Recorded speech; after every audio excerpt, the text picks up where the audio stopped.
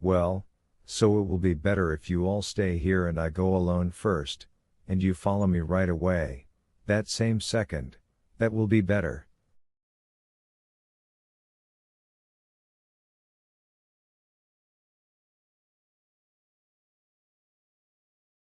She had already reached the door, but suddenly she came back. I'll burst out laughing. I'll die of laughter, she announced ruefully. But that same second she turned and ran to the prince. Well, what is it? What do you think? Ivan Fyodorovitch said hastily. I'm afraid even to say, Lizaveta Prokofyevna replied, also hastily, but I think it's clear.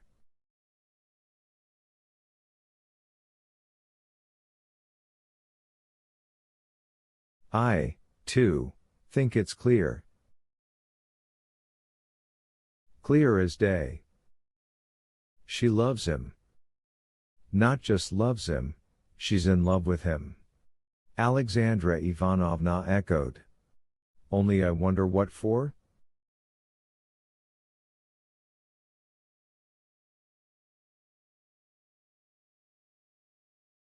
God bless her, if such is her fate. Lizaveta Prokofyevna piously crossed herself.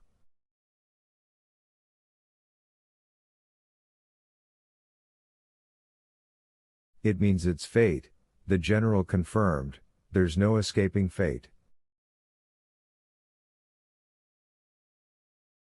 And they all went to the drawing room, but there another surprise awaited them. Aglaya not only did not burst out laughing, as she feared, when she walked up to the prince, but she said to him even almost timidly,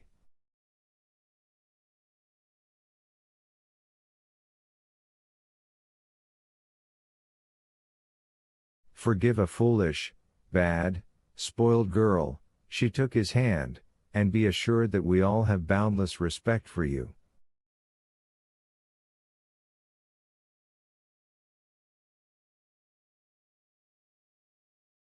And if I dared to make a mockery of your beautiful, kind simple-heartedness, then forgive me as you would a child for a prank, forgive me that I insisted on an absurdity which, of course, cannot have the least consequences.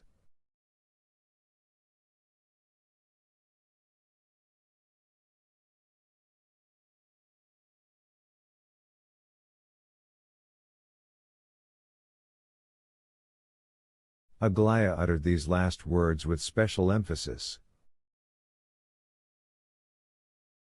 Father, mother, and sisters all arrived in the drawing room in time to see and hear everything, and they were all struck by the absurdity which, of course, cannot have the least consequences, and still more by the serious air with which Aglaya spoke of this absurdity.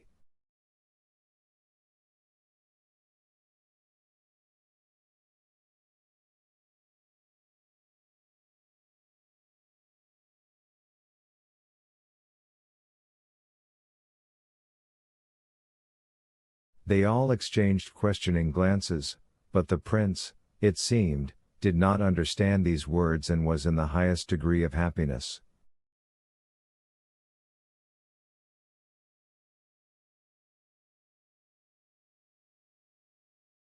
Why do you speak like that? He murmured. Why do you ask forgiveness?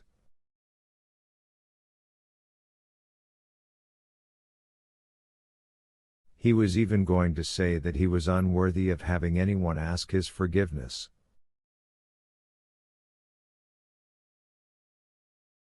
Who knows, perhaps he did notice the meaning of the words about the absurdity which cannot have the least consequences, but, as a strange man, he may even have been glad of those words.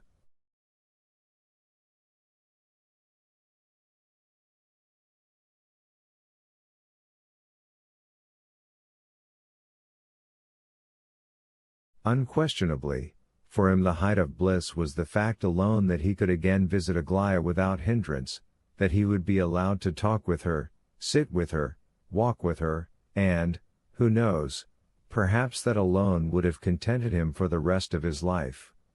It was this contentment, it seems, that Lizaveta Prokofyevna was secretly afraid of. She had divined it.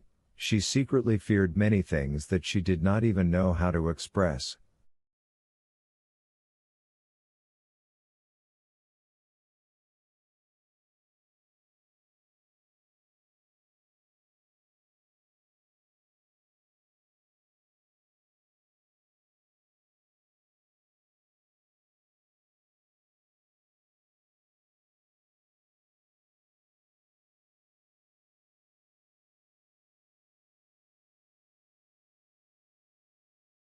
It is hard to describe how animated and encouraged the prince became that evening. He was so merry that one became merry just looking at him, so Aglaya's sisters put it afterwards.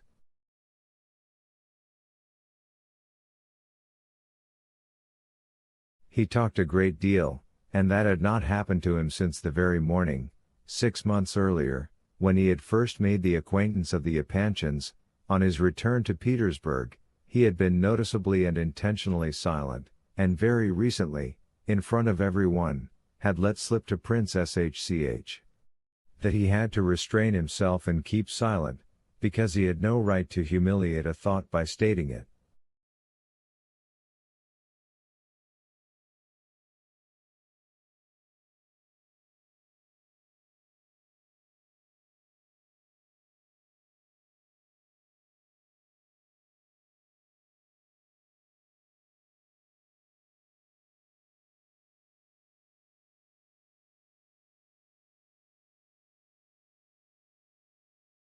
He was almost the only one who spoke all that evening, telling many stories. He answered questions clearly, gladly, and in detail.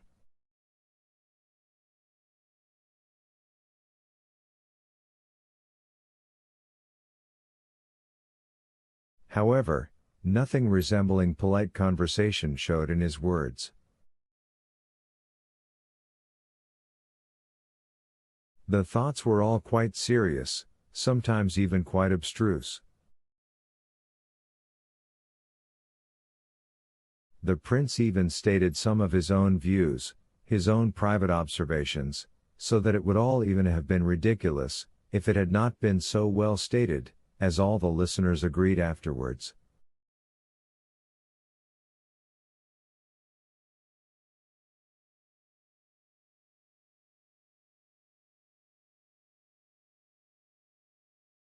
Though the general loved serious topics of conversation, both he and Lizaveta Prokofyevna personally found that there was too much learning, so that by the end of the evening they even began to feel sad.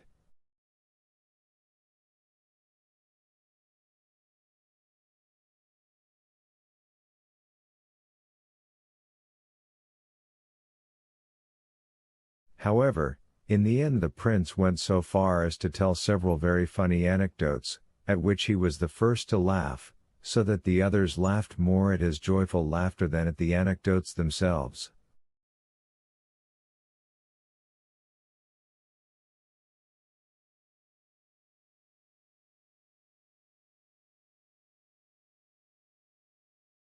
As for Aglaya, she hardly even spoke all evening.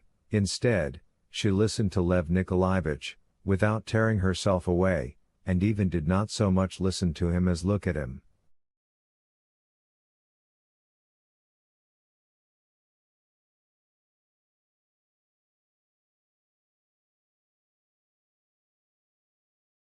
She just looks at him, can't take her eyes away, hangs on his every little word, snatches at it, snatches at it. Lizaveta Prokofyevna said later to her husband. But tell her she loves him, and God save us all.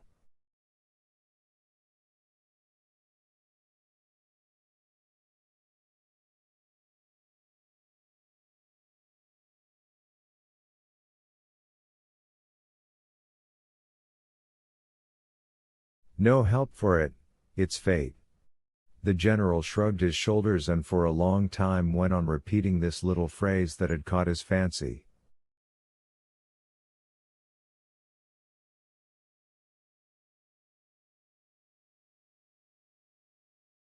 We shall add that, as a practical man, he also found much in the present state of all these things that displeased him greatly, above all the indefiniteness of the situation, but for the time being he also decided to keep silent and look into Lizaveta Prokofyevna's eyes.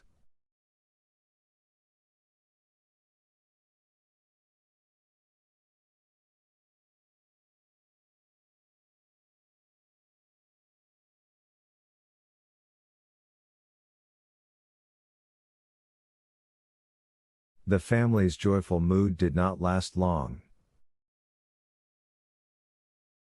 The very next day Aglaya again quarreled with the prince, and so it went on incessantly, during all the days that followed.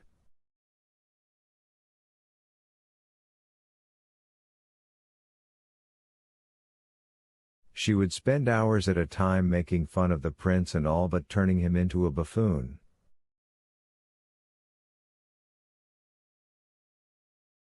True, they sometimes spent an hour or two sitting in the garden, in the gazebo, but it was noticed that at those times the prince almost always read the newspapers or some book to Aglaya.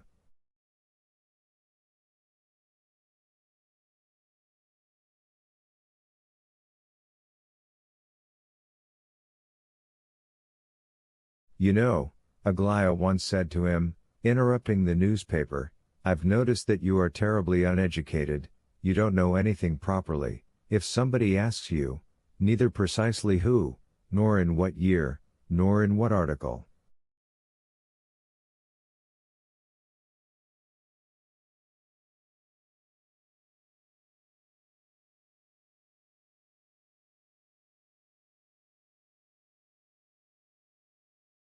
You're quite pathetic. I told you that I have little learning, the prince replied. What do you amount to after that? How can I respect you after that? Keep reading, or, no, stop reading, there's no need to.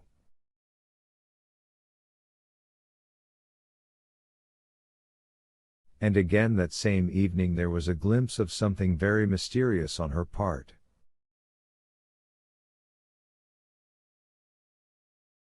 Prince Shch. returned. Aglaya was very nice to him, asked many questions about Yevgeny Pavlovich. Prince Lev Nikolaevich had not arrived yet. Suddenly Prince Shch. somehow permitted himself to allude to the near and new change in the family, in response to a few words that Lizaveta Prokofyevna let drop about possibly having to postpone Adelaida's wedding again, so as to have both weddings take place together.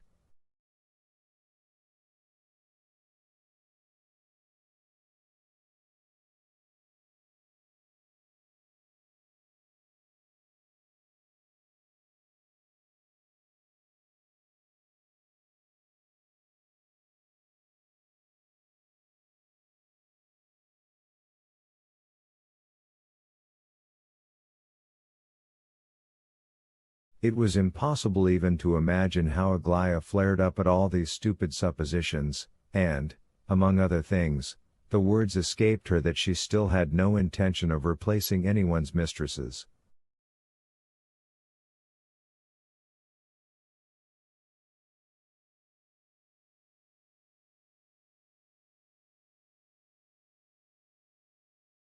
These words struck everyone, but the parents most of all. Lizaveta Prokofyevna, in a secret consultation with her husband, insisted on having a decisive talk with the prince concerning Nastasia Filipovna.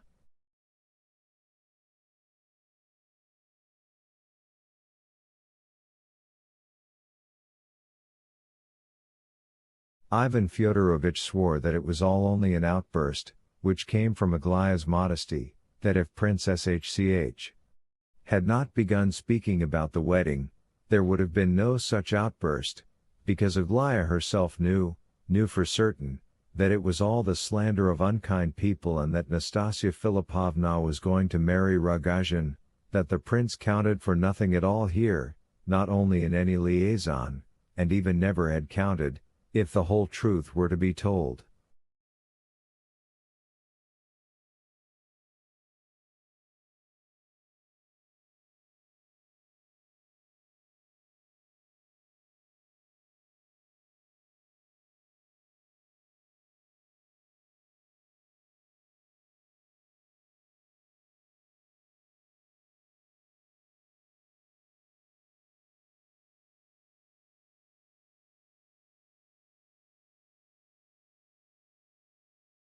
But all the same the prince was not embarrassed by anything and went on being blissful.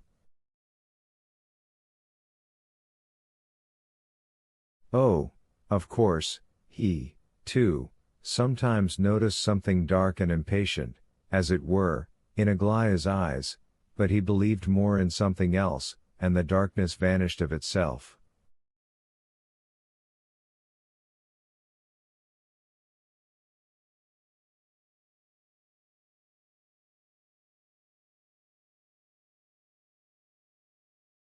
Once having believed, he could no longer be shaken by anything.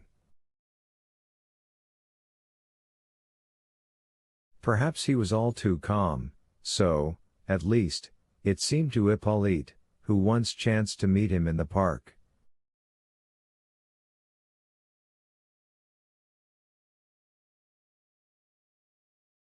"Well, wasn't it the truth I told you then, that you were in love?" he began, going up to the prince himself and stopping him.